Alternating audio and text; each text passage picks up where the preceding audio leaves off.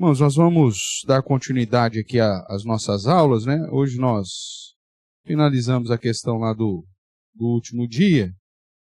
Só deixa eu voltar aqui nesse slide. E hoje nós vamos caminhar um pouquinho mais sobre a questão da esperança que temos e como devemos nos portar até que o Senhor Jesus volte. Mas para começarmos a nossa aula, vamos fazer mais uma oração. Convido você a curvar sua cabeça. Oremos.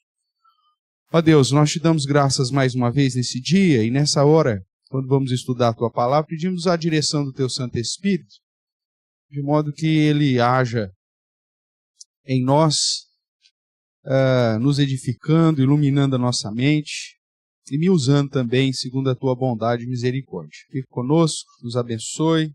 É o que clamamos em Cristo Jesus. Amém. Dentro dessa sequência, irmãos, nós temos visto que o último, né, no singular, o último dia, ele refere-se a um evento com uma programação até razoável, né, extensa, e que, portanto,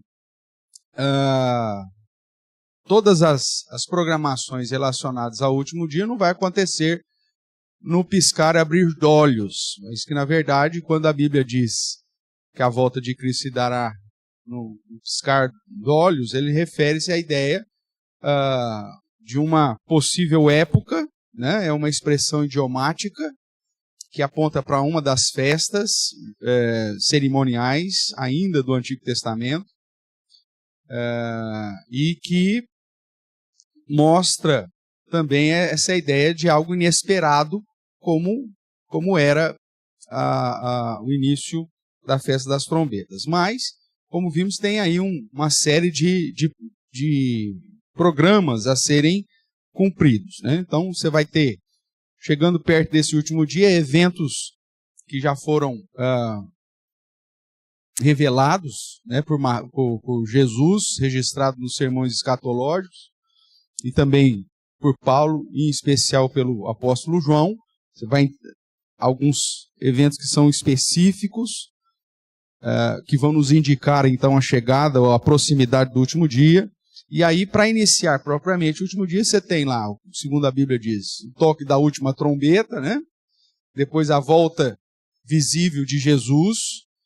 Nós já quebramos aqui essa ideia da volta secreta de Cristo. Isso não tem base bíblica. Então, a volta visível de Jesus Cristo em glória, a ressurreição dos mortos, crentes e descrentes.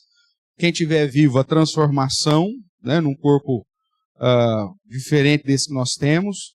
Os anjos juntam as nações e fazem a separação dos eleitos e não eleitos.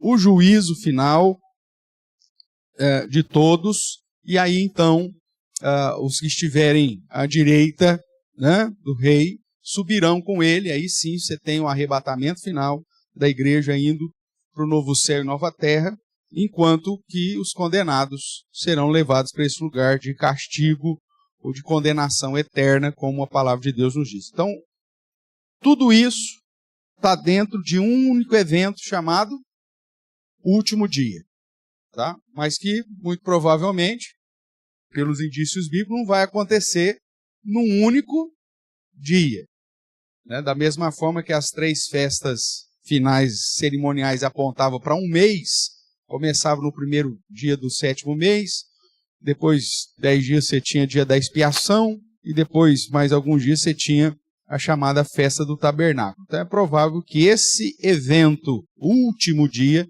no cumprimento das suas programações, leve aí uma questão de mais de um dia, como a gente entende, né? Pastor, quanto tempo vai demorar? Não sei, a Bíblia não diz.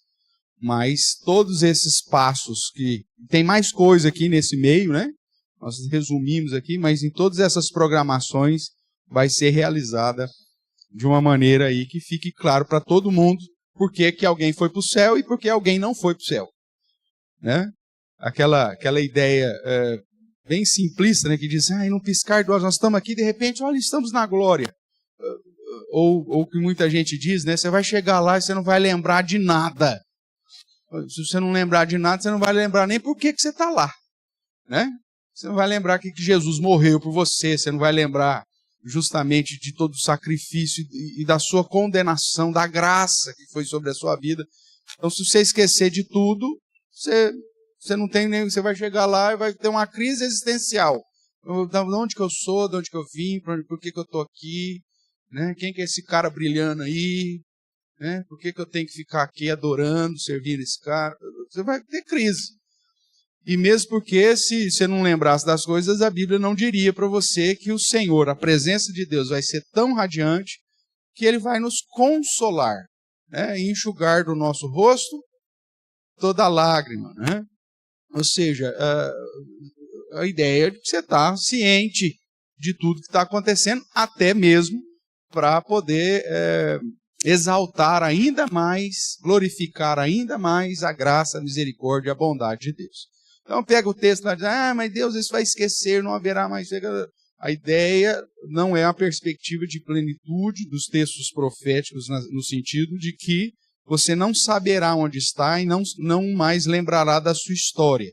Mesmo porque, como eu disse, se isso acontecesse, irmãos, nós não teríamos o porquê de reconhecer a glória do Senhor como é devida e de toda a obra que Jesus Cristo realizou por nós no Calvário. Tudo bem?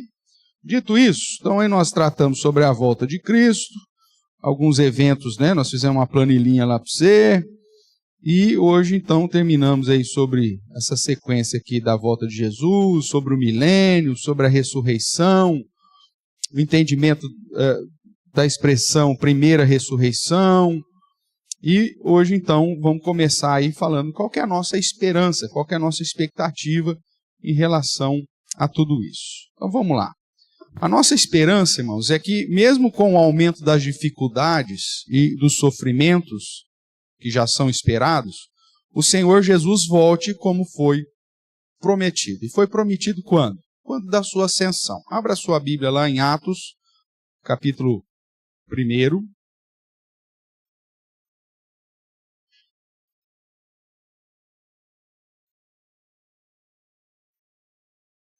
Atos, capítulo 1, verso de número 11.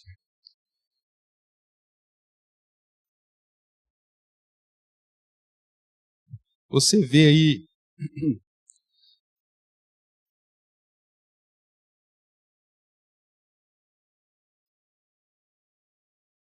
Jesus subindo ao céu, no verso 9 e 10, e aí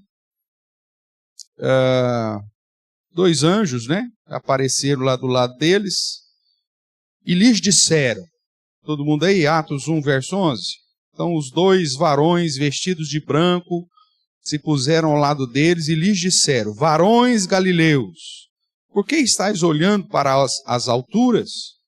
Esse Jesus, que dentre vós foi assunto ao céu, virá do modo como viste subir. Então, da mesma forma que o registro, aqui é registro histórico. O livro de Atos é um livro histórico. Então, da mesma forma que os apóstolos viram Cristo subir, né, e ser assunto ao céu, e o texto diz, verso 9, dito essas palavras, foi Jesus elevado às alturas, à vista deles, e uma nuvem o encobriu dos seus olhos. Então, é um registro histórico de um evento que literalmente aconteceu, onde eles viram Cristo subindo, uma nuvem, né, o encobriu, e o anjo falou, da mesma forma, vocês viram, ele subir, vocês virão ele voltar. Então, a volta de Cristo, toda vez que a palavra do Senhor anuncia, inclusive em textos literais e históricos como esse, aponta para uma volta, um retorno visível, que todo mundo verá. Tudo bem? Então, essa é a primeira coisa que nós esperamos. Cristo vai voltar.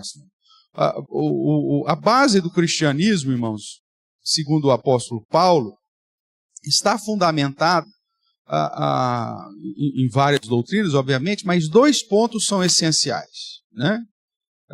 Em relação à nossa esperança. Primeiro, a ressurreição de Cristo, porque se Cristo não ressuscitou, diz lá em 1 Coríntios 15, vã é a nossa fé. Se ele não ressuscitou, então não teve vitória sobre a morte, não teve pagamento dos pecados, ele só era um homem, não era o próprio Deus. Então, se ele não ressuscitou, vai embora para casa e espera a sua morte. Não tem o que fazer para você.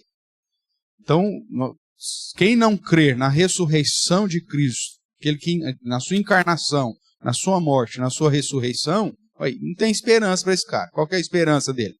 Virar pó e ser jogado, talvez, no pé de uma laranjeira e depois virar uma laranja. Não tem mais o que o cara fazer. Não tem esperança nenhuma. Agora, se cremos que Cristo encarnou, por isso que João vai dizer que aquele que é o anticristo não crê na encarnação de Cristo, na encarnação de Deus. Por isso que você tem várias seitas que vão tentar ludibriar. Não, Jesus era um espírito evoluído. Não, Jesus foi feito, né? Ele foi ungido, né? Ele não era Deus. E tanto faz, Testemunho de Jeová, por exemplo, né Fernando? Né? Vão diminuir, vão colocar numa categoria inferiorizada de Deus. Então, João vai dizer que tudo isso é o anticristo. Porque quem realmente crê em Cristo confessa que ele veio em carne, que é o próprio Deus encarnado. Então, isso é base. Aí, consequentemente, então, ele se encarnou, sofreu, morreu e ressuscitou. Se você não crê na ressurreição de Cristo, não existe esperança para você. Porque é como se você acreditasse em qualquer outro homem. Como você acreditasse em Buda, como se você acreditasse em Allan Kardec, como se você acreditasse em Ellen White, como se você acreditasse em Mohammed, ou seja lá quem for. Todos os homens morreram, né, e viram corrupção e estão na corrupção, aguardando a volta do Deus verdadeiro, quando eles serão ressuscitados, ou para justiça ou para condenação. Então veja, se você não crê na ressurreição de Cristo, você está igual no pé de igualdade com qualquer outra religião que segue qualquer homem, e não o próprio Deus. Então a ressurreição de Cristo é primordial. E além disso, a segunda doutrina que a gente pontua aqui como essencial para a nossa esperança, é não só a ressurreição, mas a volta de Jesus. Se Jesus ressuscitou, mas se ele não vai cumprir o que foi prometido, voltando para estabelecer o novo céu e a nova terra, então, daí? Aí ele ressuscitou, muito bom. Feliz dele, né? Ressuscitou, está no céu, bom para ele. E nós? Nós vamos morrer, vamos ficar eternamente agora morto, né? Fisicamente? Como que vai ser isso? Não, existe a promessa, tanto da ressurreição quanto da volta de Cristo. Então essa é a primeira ponto aí para a esperança. E o anjo, ou os dois anjos que falaram aos apóstolos, num contexto histórico registrado aqui por Lucas, o médico, nós vemos então a promessa que Jesus voltará. Tá? Esse Jesus que dentre vós foi assunto ao céu, virá do modo como viste subir. Nós sabemos que, baseado lá em Mateus, ele voltará com muita glória, né? Com poder, com glória. E que nesse dia, então, os mortos serão ressuscitados e os vivos transformados. Nossa esperança é que haja um julgamento com justiça, segundo o próprio padrão de Deus, levando-nos, por conta da obra de Cristo, levando-nos para gozar da presença de Deus por sua misericórdia para todos sempre. Vamos ver dois textos aqui que nos apontam para isso. Ainda no livro histórico de Atos, capítulo 24, verso 15.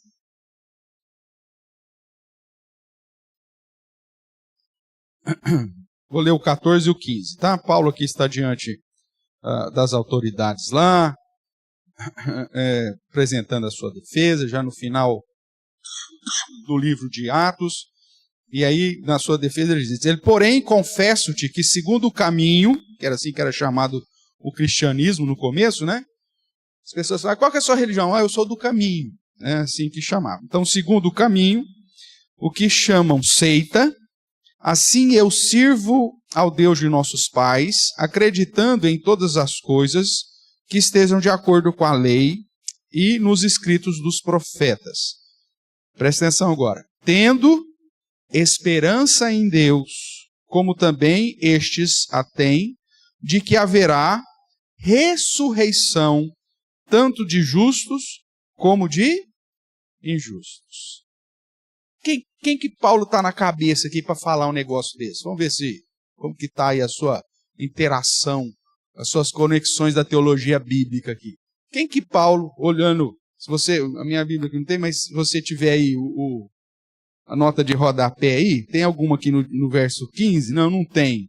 O nosso comitê aqui comeu broa, né? Mas, que Paulo tinha na cabeça para dizer que a esperança dele era a respeito da ressurreição? Ele diz que é uma certeza dele e uma certeza que estes têm. Quem que são estes aqui no texto?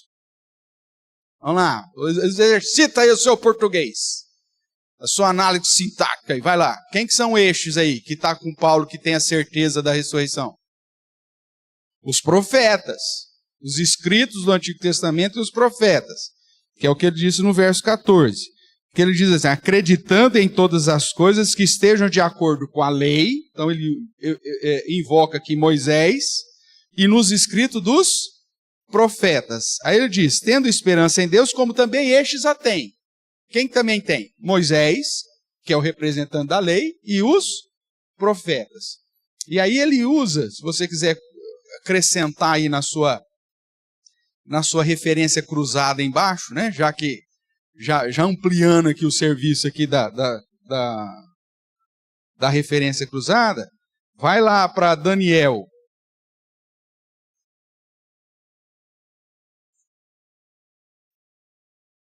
Daniel, capítulo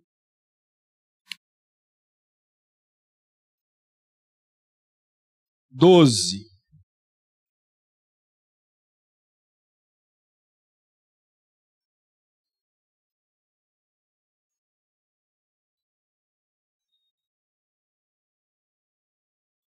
Vamos ver aqui. Vamos achar que esse é de cabeça. Isso, verso 2. Então, vou ler o 1 e o 2, tá? Aí você vai lá depois em Atos 24:15, põe embaixo na roda de rodapé lá, 24:15, conferir, Daniel 12, 1 e 2, tá? É seu acréscimo aí na referência cruzada. O que diz aí Daniel 1 e 2? Nesse tempo se levantará Miguel, o grande príncipe, o defensor dos filhos do teu povo, e haverá tempo de angústia, qual nunca houve, desde que houve nação até aquele tempo. Mas naquele tempo será salvo o teu povo, todo aquele que for achado inscrito no livro. Presta atenção aqui. Muitos dos que dormem no pó da terra, o que vai acontecer?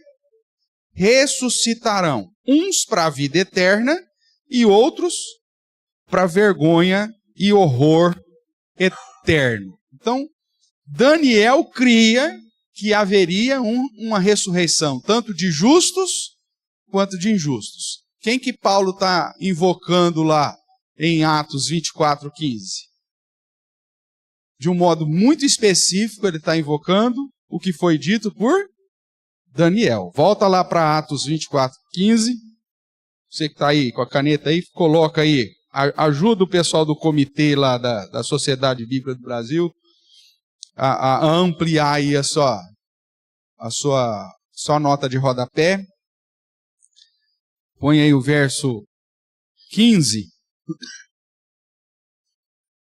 apontando lá para Daniel 12:2.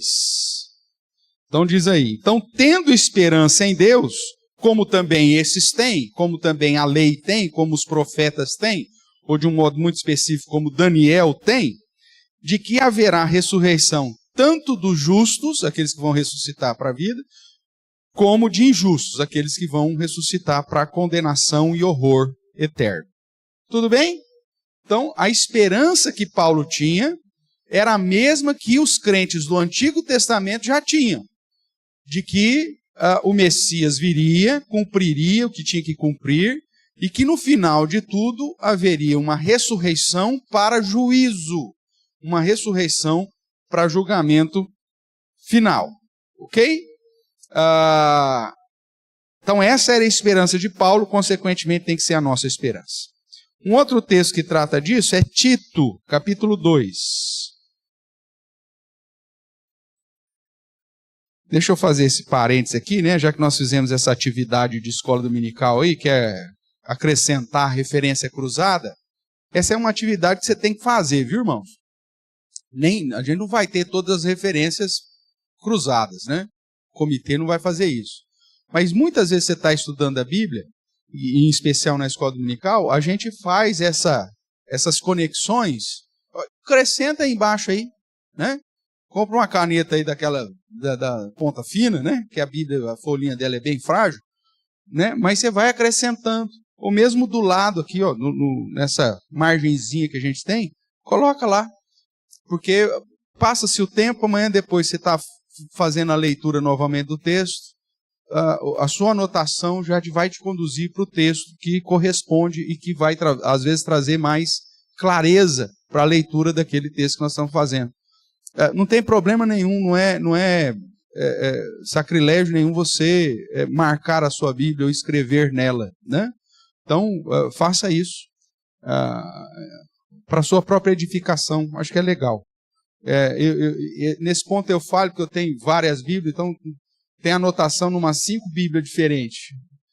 Depois que aposentar, ficar velho, se ainda tiver, se o Alzheimer não avançar muito, né, aí quem sabe eu pego todas elas e começo a fazer numa só, para ter uma só registrada, porque esse é o ideal, né? Você tem a sua Bíblia de estudo sua, aquela que você faz as suas anotações. Mas vamos lá, então abriu aí em Tito. Tito capítulo 2, estamos aqui Tito 2, verso 13 e 14, quando ele diz assim, vou ler o 11. Porquanto a graça de Deus se manifestou salvadora a todos os homens, esse todos aqui não é a totalidade, mas é dentro do contexto ao que ele está falando, seja lá os cristãos ou crentes de todas as nações, né? Ou todos no sentido de idosos, mulheres idosas, jovens, que é o contexto que ele está falando aqui no início do capítulo 2. Então, porquanto a graça de Deus se manifestou salvadora a todos, sejam idosos, sejam homens, sejam mulheres, sejam jovens, sejam marido e por aí vai, filhos, moços, que é todos os termos que ele usa aqui, servos, né, senhores, que ele usa aqui no capítulo 2, de 1 a 10. Então, esse todos refere-se a essa categoria e não a todos no sentido, está vendo, pastor? A salvação é para todos os homens, como diz os arminianos, né? E eles usam esse texto aqui para dizer, olha, a graça de Deus se manifestou salvadora a todos os homens. Pega o versículo fora de contexto, né, e fala assim, está vendo? É todos. Só que quem são esses todos? Vamos lá, vamos aproveitar, né? Verso 2. Quanto aos homens, idosos. Seja isso, tarará. Verso 3. Quanto às mulheres, idosas. Seja assim, seja assá, tarará, tititi, pororó. Verso 6. Quanto aos moços. De igual modo, fica assim, fica assá, tarará. Aí, verso 9. Quanto aos servos, que sejam em tudo obedientes, espiriri, pororó, tatatá.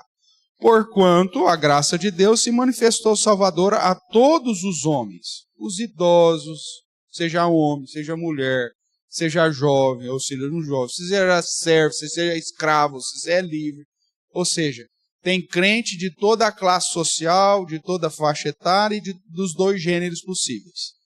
É isso que se refere a palavra, o pronome todos aqui, né, relacionado no verso de número 11, tá bom?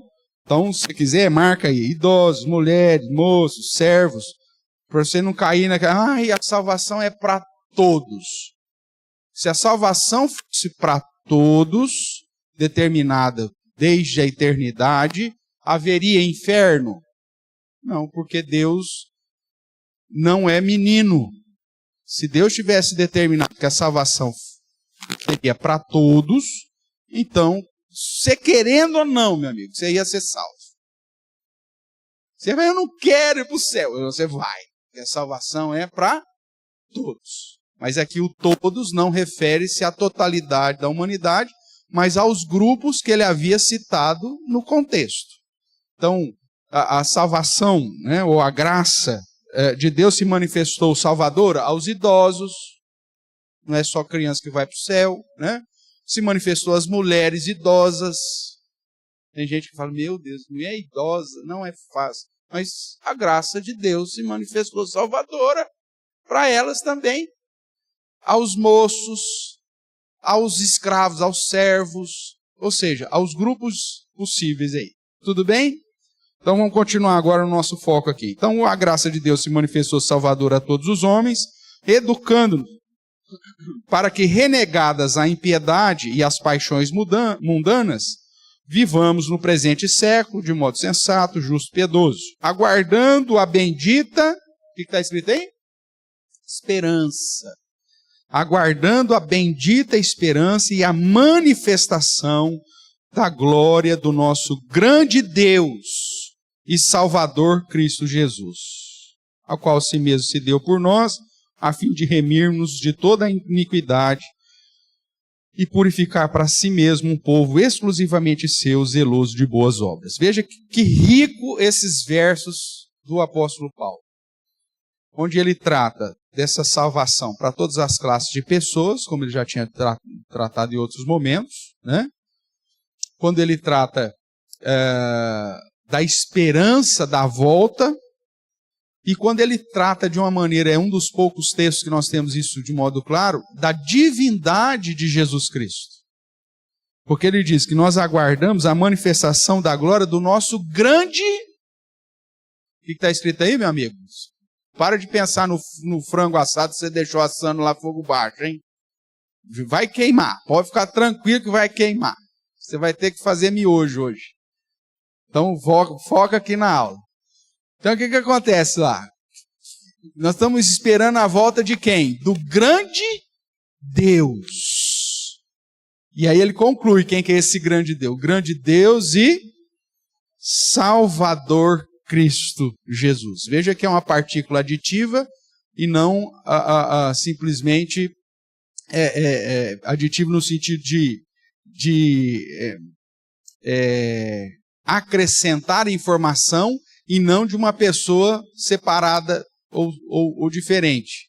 Senão ele usaria a glória do nosso grande Deus e do Salvador Cristo Jesus. Mas não, é simplesmente acrescentando uma informação a esse grande Deus. Quem que é o nosso grande Deus? O Salvador, Cristo Jesus. Então essa é uma das poucas passagens que você tem assim de uma maneira explícita apresentando Jesus Cristo como sendo o grande Deus. Já põe grande para não falar que é uma subdivisão, um Deus menor. Não, ele é o próprio Deus. Tá bom? Então, dito isso, qual que é a nossa primeira esperança? Essa bendita esperança é do retorno de Jesus Cristo, como ele prometeu assim fazer, porque ele é o próprio Deus. E como nós temos visto em Apocalipse, ele virá com toda a sua glória. Não mais para salvar, porque na primeira vinda ele veio para salvar. Na primeira vinda ele diz, eu não vim julgar o mundo, eu vim salvar, e vim buscar os doentes, vim buscar, né, aqueles que carecem. Então, os meus, é por esses tais que eu pago o pecado deles, como diz lá em Mateus. Mas a ideia, então, é que na segunda volta ele não vem mais para salvar. Ele já fez isso morrendo na cruz do Calvário, quando veio da primeira vez. A segunda vez ele vem como o julgador, rei. Se você pensar nos ofícios de Cristo, vamos lá, escola dominical, né? Então vamos abrir os parênteses aqui. Quais são os 3 ofícios de Cristo que nós estudamos quando tratamos da cristologia? Ele é rei, sacerdote,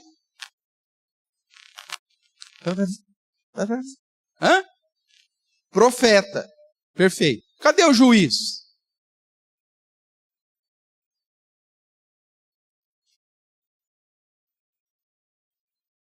está dentro da função de rei. Quem que julgava Israel nos dias de Salomão? O rei. Traziam todas as causas para que ele a julgasse. Lembra, inclusive, que ele trata lá aquele julgamento icônico, né? Das mulheres lá, que uma dormiu em cima do menino, morreu, trocou os bebês, lembra disso? Quem que julgou a causa? O sacerdote? Não, o rei.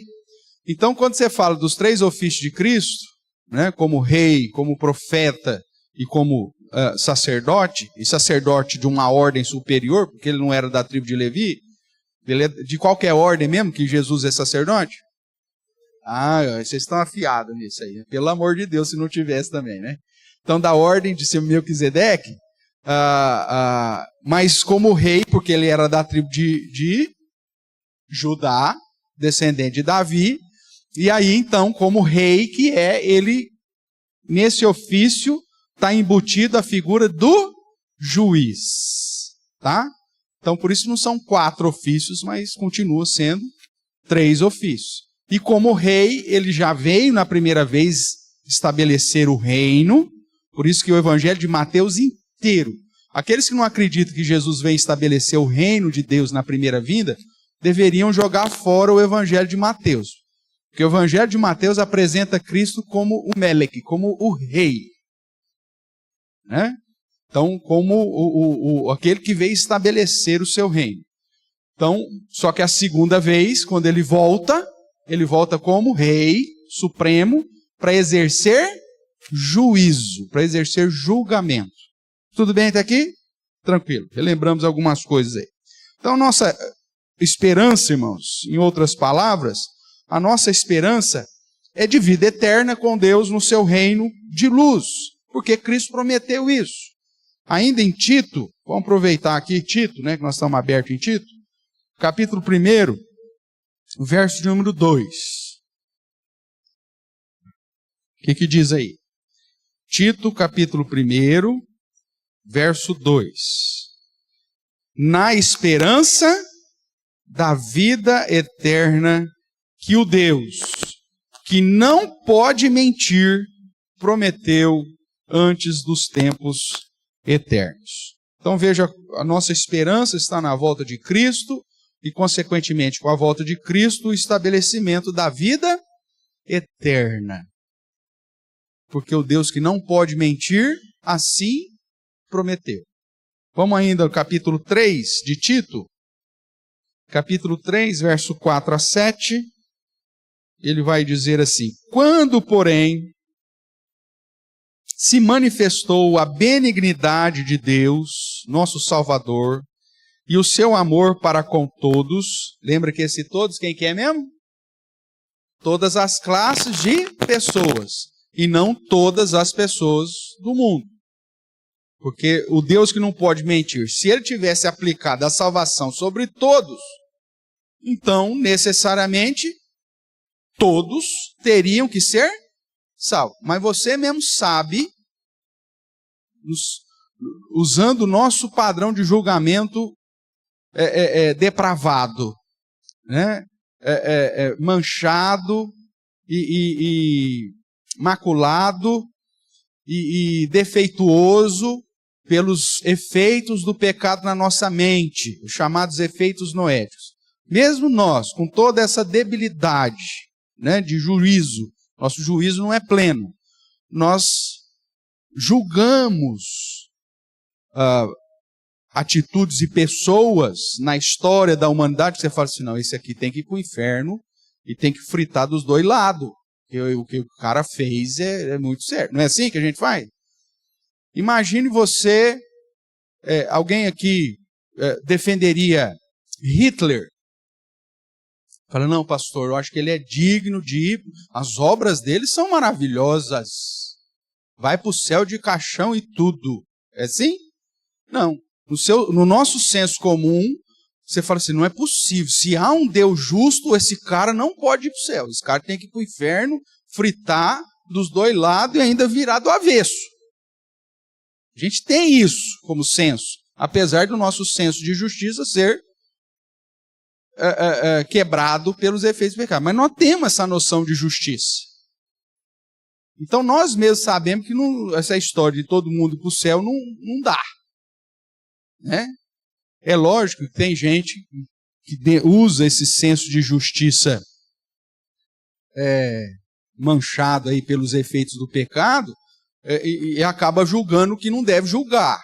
Né? Mas há um senso comum de que tem pessoas que são malvadas. Ou como, usando o termo bíblico, né? Cujo coração é do maligno. Ou que são do maligno. É o caso de Caim, por exemplo. Qual que era o problema de Caim, segundo João? Porque as suas obras eram más, porque ele era do maligno. Tem gente que cara, não tem como. Você fala assim, não é possível uma pessoa dessa, né, não ser do mal. Então, o próprio senso comum já quebra essa ideia de que há uma universalidade para a salvação, no sentido de todo mundo vai para o céu, independente do que você fez ou deixou de fazer. Não vai. Todos já nascemos condenados, essa é a grande verdade bíblica. Se Deus não usasse da sua graça em Cristo Jesus, todo mundo permaneceria condenado. Porque nós já nascemos condenados. Nós já nascemos com a dívida herdada dos nossos primeiros pais. Né? É aquilo que eu costumo falar. Pessoal, mas Deus manda alguém para o inferno? Não, Deus não manda ninguém para o inferno. Na verdade, Deus tira alguns do inferno. Porque nós já nascemos condenados ao inferno. A Bíblia diz que todos somos pecadores. Né? Então, a graça de Deus, através de Cristo, tira. E isso vai se manifestar durante a nossa história, no momento do nosso chamado e, consequentemente, de uma postura nova, de uma nova vida com Cristo. Então, essa é a esperança. Então, a vida eterna é aplicada sobre todos aqueles, a classes de homens que o Senhor separou para a sua própria glória. Então, visa aí o verso 4, né? Quando, porém, se manifestou a benignidade de Deus, nosso Salvador, e o seu amor para com todos, não por obras de justiça praticadas por nós, porque se fosse por obras ninguém alcançaria o céu, né? Se você tiver um pouquinho de senso de justiça, você vai olhar para si mesmo e vai falar assim, eu mereço o céu? Aí na sua tendência pecaminosa você fala assim, eu mereço. Eu nunca bati na minha mãe por causa de mistura. Eu nunca roubei, nunca matei. Né? Adulterei. Só que aí você vai para o padrão bíblico que fala o seguinte, se você teve já a intenção de fazer, você já fez. Se no seu coração você já desprezou alguém, você já matou, você já é assassino.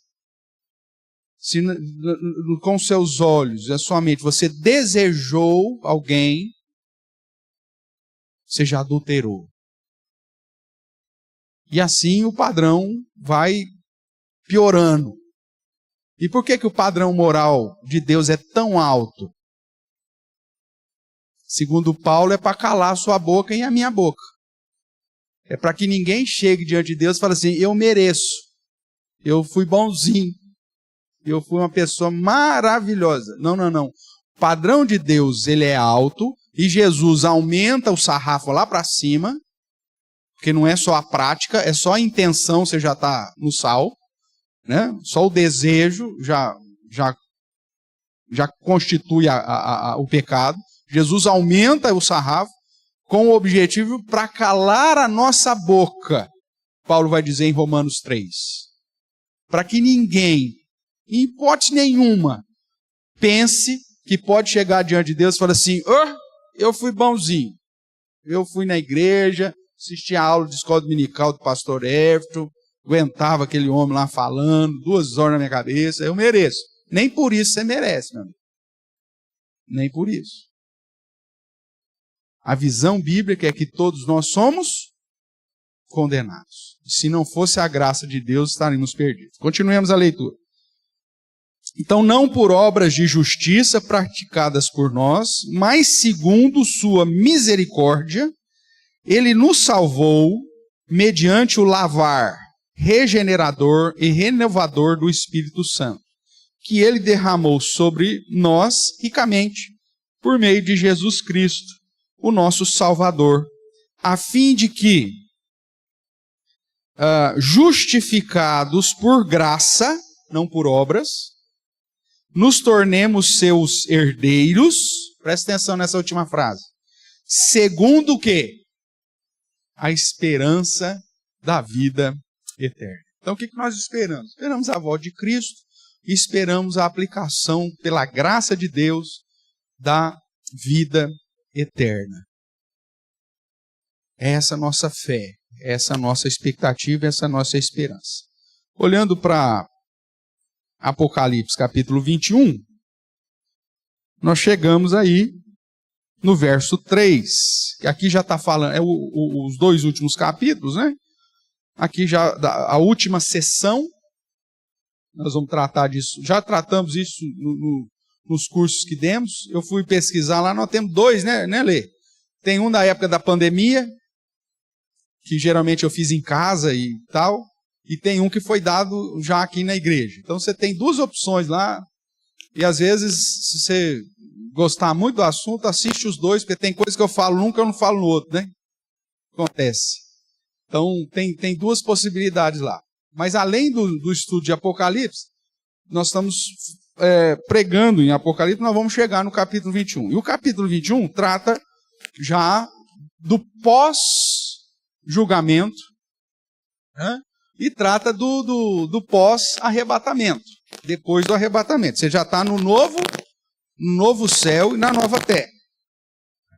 Então diz assim, vou ler aí, verso 3 e 4, então diz, então ouvi grande voz vinda do trono, dizendo, eis o tabernáculo de Deus com os homens, Deus habitará com eles. Vou fazer um parênteses aqui. Deus habitará com eles. Qual que era a festa que apontava para Deus habitando com o povo? Tabernáculos. Lembra, trombetas, a vinda do Messias, né? Expiação, julgamento. Tabernáculos, vida eterna, comunhão com Deus no estado final. Então, as três últimas festas apontam para isso. As 4 primeiras festas, Cristo já cumpriu. Tá? Jesus morreu na Páscoa, sepultado em pães asmos, ressuscitou nas primícias, derramou o Espírito em Pentecostes. Tudo bem? Na primeira vinda, de certa forma, você já tem a realização das 3 últimas festas, mas não de uma maneira histórica, que é o que nós estamos aguardando. Tudo bem? Então, por isso que o último dia aponta para esses programas. Os programas que foram indicados quando Deus estabeleceu a festa das trombetas, quando Deus estabeleceu a festa da expiação e quando Deus estabeleceu a festa do tabernáculo.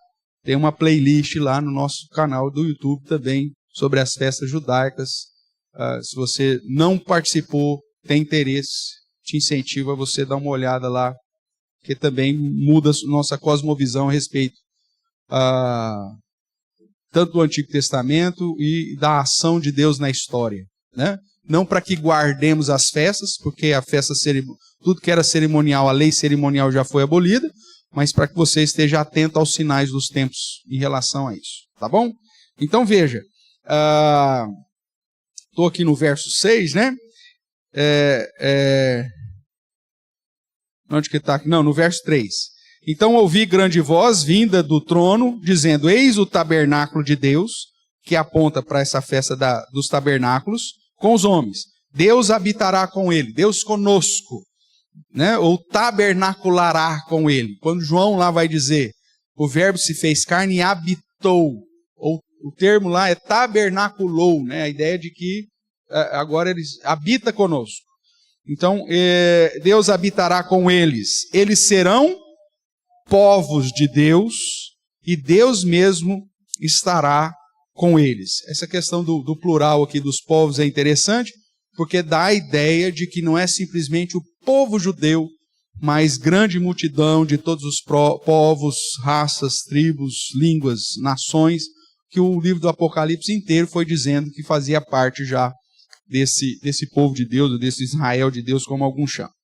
Então, eles serão povos de Deus e Deus mesmo estará com eles. E lhes enxugará dos olhos toda lágrima. A morte já não existirá. Já não haverá luto, nem pranto, nem dor, porque as primeiras coisas passaram. Ok? Então, qual que é a nossa esperança? Estar aqui, nesse lugar, habitando com o Senhor por toda a eternidade, desfrutando da presença de Deus, com todo o amparo, consolo, conforto, ânimo, por toda a eternidade, ciente de que Deus é quem cuida de nós e que nos direcionará nesse lugar que Ele preparou antes da fundação do mundo, para que nós estivéssemos juntos, habitando, Ele sendo o nosso Deus e nós sendo o seu povo por toda a eternidade. Então essa é a nossa esperança. Se perdermos essa esperança, irmãos, nada te diferencia da samambaia que você tem lá na sua casa. Porque a vida é só essa, você vai morrer, vai virar pó e ficou por isso mesmo. Né? Nada te diferencia do seu pet, desalmado. É importante dizer isso. Né? Nada te diferencia da sua boneca reborn. Desalmada também. Se na nossa esperança não for a ressurreição, a volta de Cristo e o estabelecimento do novo céu e da nova terra, então, gente, é só pó. Só algo que está vivo vai virar pó e o máximo, como eu disse, né? Se você for enterrado, por exemplo, no cemitério de Matão, né, é provável que você vire uma amora. Né? Porque lá o cemitério tem... Já viu lá, Silene? O cemitério de Matão é tudo plantado amoras. As amoronas, assim, ó. Delícia, as amoras. Toda vez que eu ia fazer ofício fúnebre lá, o ofício fúnebre terminava, eu ficava mais uma hora chupando amora no cemitério. Delícia. O máximo que ia acontecer com você, se você for enterrado em Matão, é virar amora. Se a sua esperança não estiver em Cristo. Tem gente, ai credo, pastor, como é a amora, uma delícia, irmãos, delícia. Nunca vi uma amora tão grande. É sério. Principalmente a parte do lado, assim, ó. Se você quiser um dia, nós vamos lá, tá bom? Então essa é a nossa esperança, irmãos. Nós não somos só pó. Existe uma expectativa de vida eterna, né? Se um dia eu levar a amora, eu vou te fazer uma visita, levar a amora, você não pergunta de onde é. Tá bom? Se você ficou aí meio enojadinho, você só não pergunta de onde. O pastor veio me visitar, trouxe a amora, de onde que é? Não faça essa pergunta, só coma e tá tudo certo. Tá bom? Vamos lá. Irmãos, tratamos da esperança. No tempinho que nos falta, eu vou começar a outra parte. Então, e o que nós vamos fazer enquanto nós estamos esperando, pastor? Nós temos essa esperança, que bom. E aí, o que nós vamos fazer enquanto isso? O que a palavra de Deus me apresenta ou me aponta? Para que eu devo fazer enquanto eu espero? Né? É um livro, O que Fazer Enquanto Esperamos, que fala das grávidas, é isso? Tem um negócio assim? Tem um filme também, né? O que esperar enquanto esperamos, é isso? Né? Aqui é diferente, é o que fazer enquanto esperamos. Tudo bem? Então vamos lá. Abra sua Bíblia lá em Mateus 24. Eu pontuei aqui alguns pontos. Lembrando, irmãos, que esse estudo é sempre pautado dentro do padrão dos símbolos de fé da nossa igreja, né? Então, se você olhar lá para a confissão de fé, você vai ver isso aqui claramente lá, tá? Ninguém está inventando a roda. Então, Mateus capítulo 24, verso 36. Já estamos na parte da aplicação do sermão profético de Jesus, que já são as parábolas. você vai encontrar aqui a ideia da necessidade, do verso 32 em diante, da necessidade da vigilância. Nós vamos ler aqui do 36 em diante. Diz assim: mas a respeito daquele dia e hora, ninguém sabe, nem os anjos do céu, nem o filho, senão o Pai. Esse nem o filho aqui nós já tratamos, é uma expressão também idiomática, porque aponta para Cristo como o noivo, né? E não como se ele tivesse perdido a onisciência, porque se ele perdeu a onisciência, ele deixou de ser Deus, e se ele deixou de ser Deus, então o que ele fez não valeu nada, né? Então, entenda isso dentro do contexto cultural que nós já estudamos aqui. Então, pois assim como foi nos dias de Noé, também será a vinda do Filho do Homem, que é uma expressão que aponta para o Messias e para Cristo. Porquanto, assim como nos dias anteriores ao dilúvio, comiam, bebiam, casavam, davam os casamentos, até o dia em que Noé entrou na arca, e não perceberam, senão quando veio o dilúvio e os levou a todos. A ideia aqui de levar os ímpios. Assim será também na vinda do Filho do Homem. Por isso o exemplo de Noé não pode ser usado como exemplo de arrebatamento, mas exemplo de juízo, de julgamento. Então 2 estarão no campo, um será tomado, outro deixado, 2 estarão trabalhando no moinho, uma será tomada, outra deixada, e aí o verso específico que eu quero chamar a sua atenção. Portanto, já que a gente não sabe o dia nem a hora, parará, portanto faça o quê? Vigiai, porque não sabeis em que dia vem o nosso Senhor. Então, o que fazer enquanto esperamos? A primeira coisa é que devemos viver em vigilância. Pastor, o que é vigilância? Estar atento a tudo aquilo que foi dito aqui no capítulo 24. E ainda vai ser dito no capítulo 25 e 26. Ou seja, estar atento aos sinais dos tempos, estar atento à sua fé, estar atento ao seu crescimento, o cuidado com os falsos mestres, estar atento ao assimilar das verdades de Deus, estar vigilante quanto à prática da sua fé, como que você vive na presença do Senhor. Ou seja, você tem que... O assunto da vida espiritual não pode ser um assunto à parte da sua existência. Esse negócio tem que fazer parte do seu dia a dia. Mesmo que você está fazendo outra coisa, né? Você está trabalhando em qualquer área, mas a sua vigilância está nas coisas de Deus. Você está vigilante quanto àquilo que está acontecendo, que Jesus já chamou a sua atenção, dentro daquele quadrinho que eu coloquei lá, de todas as previsões relacionadas, ou de sinais que seriam realizados, que apontavam para uma proximidade da volta dele. Principalmente aqueles sinais mais específicos. Os gerais servem para me lembrar, né? Trazer a minha memória, que eu estou dentro desse contexto, mas principalmente aqueles sinais específicos que ele mostra, que ele aponta aqui em Mateus 24, eu preciso estar vigilante quanto a isso. Da mesma forma que você está vigilante no relógio para bater o horário de você sair e ir embora para casa. Já viu algum funcionário de chão de fábrica, principalmente, que está lá, chega 10 horas da noite, a mulher vai lá na frente do portão, lá bate, chama fulano, chama Luciana aí. A Ieda já foi lá alguma vez, assim, lá foi, né? Perdeu hora. Eu fiquei trabalhando aqui, nem vi, já passou das 5. Acontece isso com algum chão de fábrica? Diz para mim. O cara que está trabalhando lá, o cara já deu 4h30, o que ele começa a fazer? Vamos guardar as ferramentas.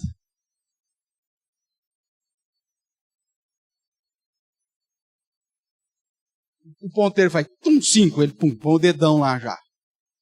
Não é assim que funciona? O cara está vigilante quanto ao horário. Ninguém perde tempo. Ninguém vai ficar até 10 horas da noite trabalhando. Nossa, já bateu 10, nem vi que já passou das 5. Acontece isso com alguém? Só se o cara for tantã. Não é verdade? O cara está vigilante, ele não perde a hora. E às vezes quando o trabalho toma, de repente ele bate o olho lá no relógio. Nossa, já são 15 para 5.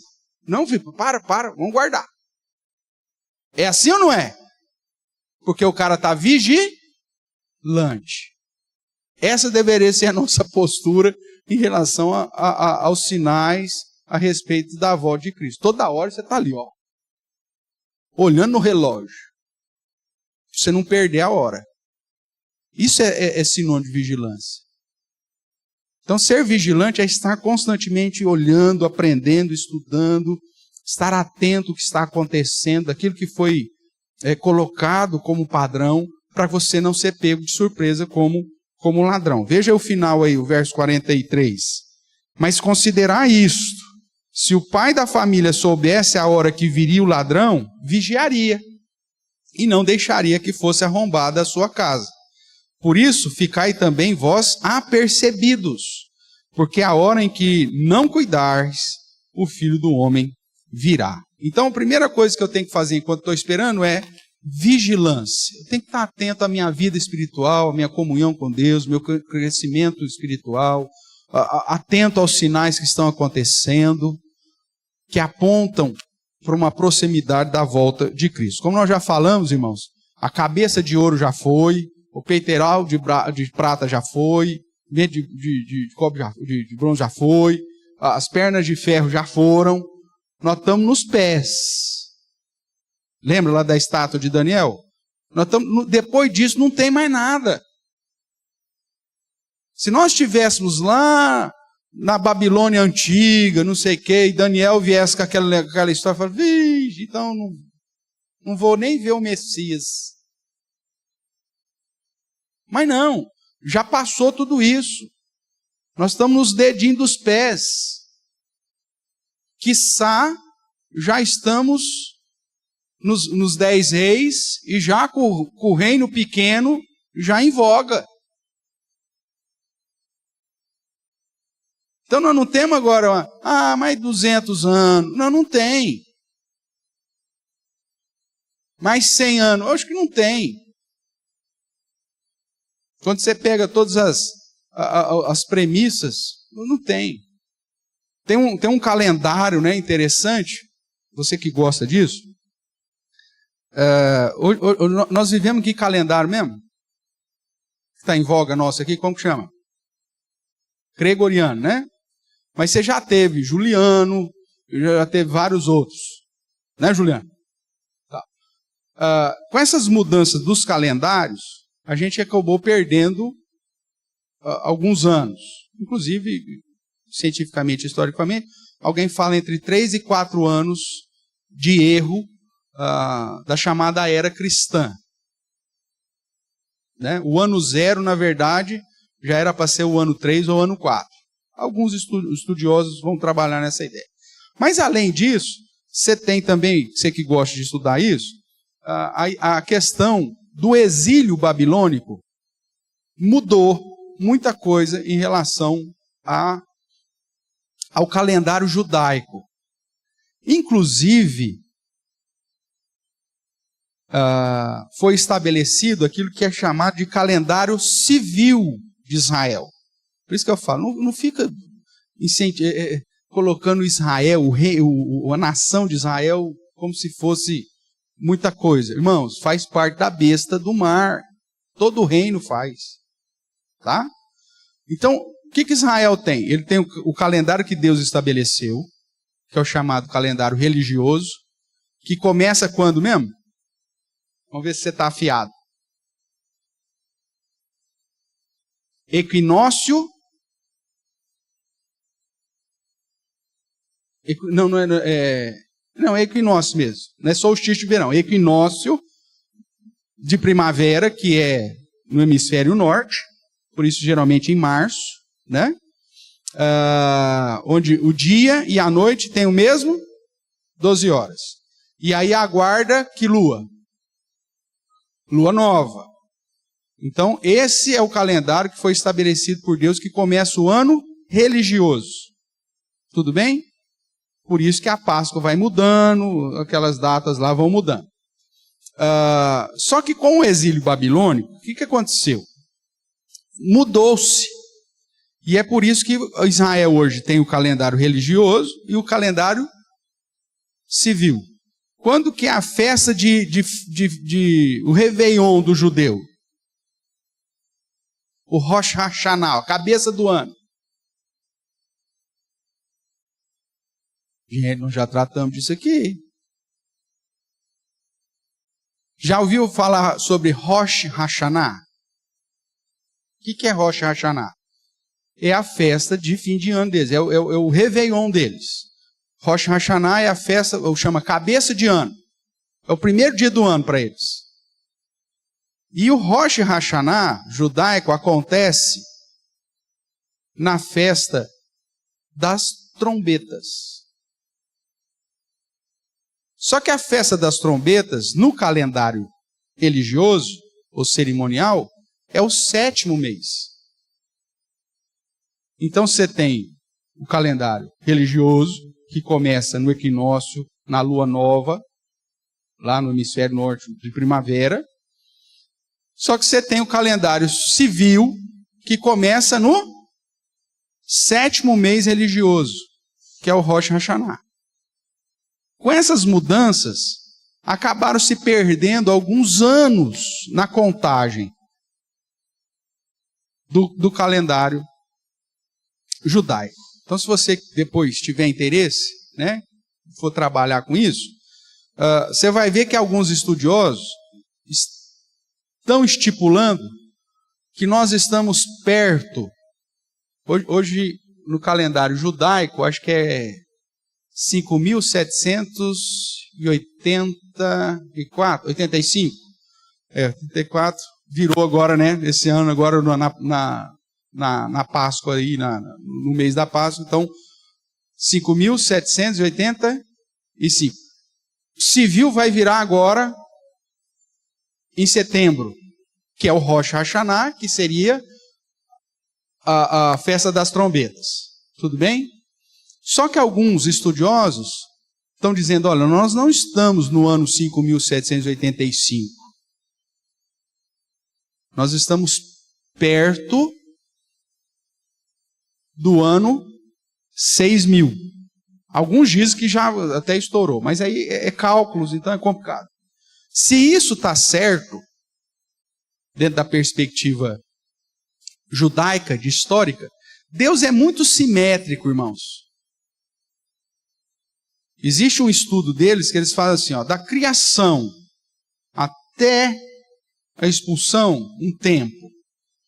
Tanto é que quando você vai olhar, se não me engano, a genealogia de Mateus, ele vai te dar tempos de 14 em 14 gerações. Você já observou isso lá em Mateus? Por que o judeu vai? E ali as gerações também são questionáveis, tá?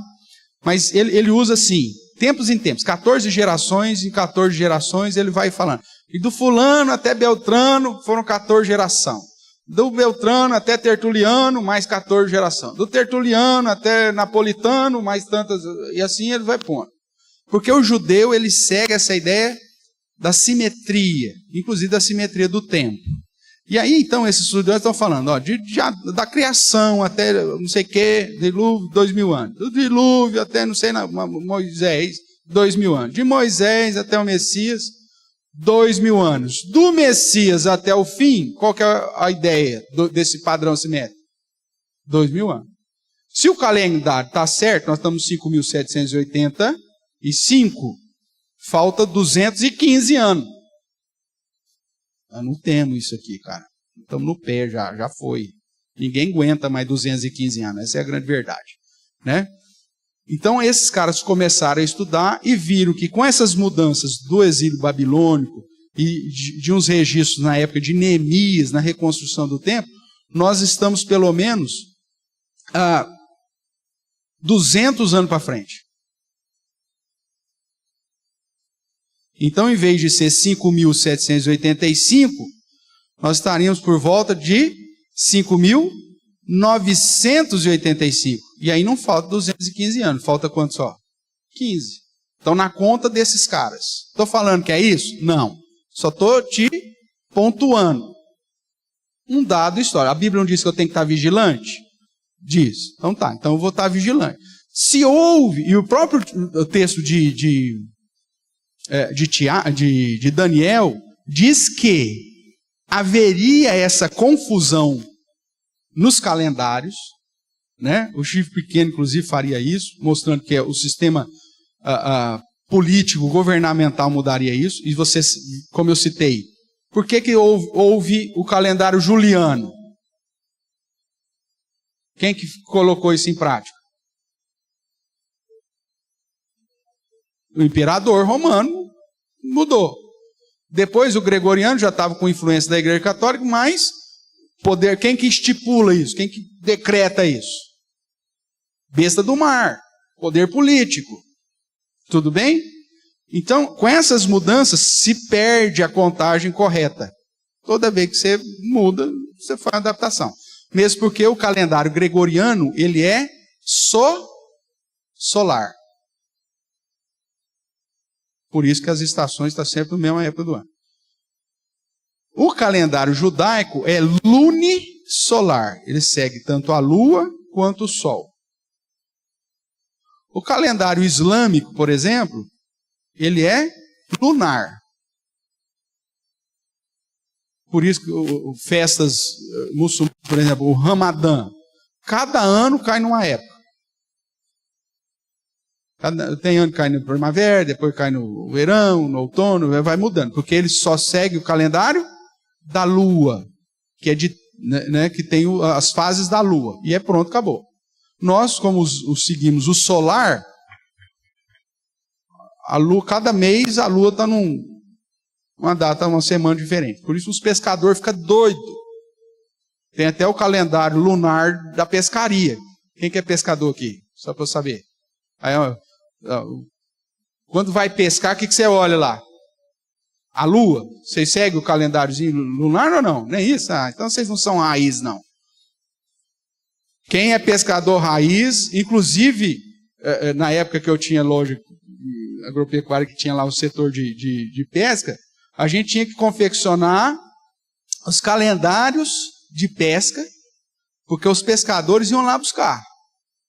E o ano que não fazia, nossa, é uma miséria. Tem que ir lá, porque aí o cara vai ver que lua, melhor pesca na lua tal. Então segue.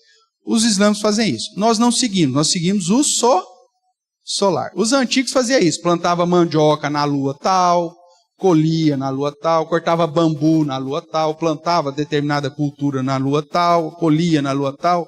Se ia matar porco, tinha que ser numa lua tal. Ia cortar o cabelo, tinha a lua certa para cortar o cabelo, né? Para não virar essa bagaceira que é a sua cabeça aí.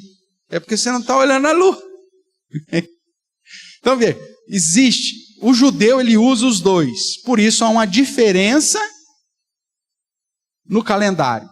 Se isso estiver certo, irmãos, é mais um indício dentro da vigilância para você ficar de orelha em pé. Estou dizendo que é isso? Não, não estou dizendo. Só que eu não posso desprezar as informações que estão pipocando aí. Porque Jesus diz para eu ficar vigilante. Então veja ainda Mateus 7. O texto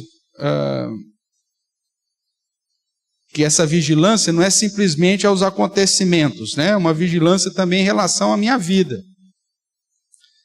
Mateus 7, 21, ele vai dizer assim: nem todo o que me diz Senhor, Senhor, entrará no reino dos céus, mas aquele que faz o quê? Faz a vontade do meu Pai que estás nos céus. Muito naquele dia hão de dizer-me, Senhor, Senhor, porventura não temos nós profetizado em teu nome? Em teu nome não expelimos demônios? Em teu nome não fizemos muitos milagres? Eu lhes direi explicitamente, nunca vos conheci, nunca vos amei. Lembra aqui que esse conhecer é amar com intimidade. Apartai-vos de mim os que praticais o quê? A iniquidade. Então eu tenho que estar vigilante para fazer a vontade de Deus e não praticar a iniquidade. Eu não posso viver numa prática de pecado, irmãos. O pecado vai acontecer, pastor. Sim, todos nós somos pecadores. O pecado ainda permanece em nós até o dia final, isso é verdade. Mas eu não vivo na prática do pecado. O pecado, como os teólogos antigos já disseram, é um acidente. Por isso que João fala, se pecar, confessa.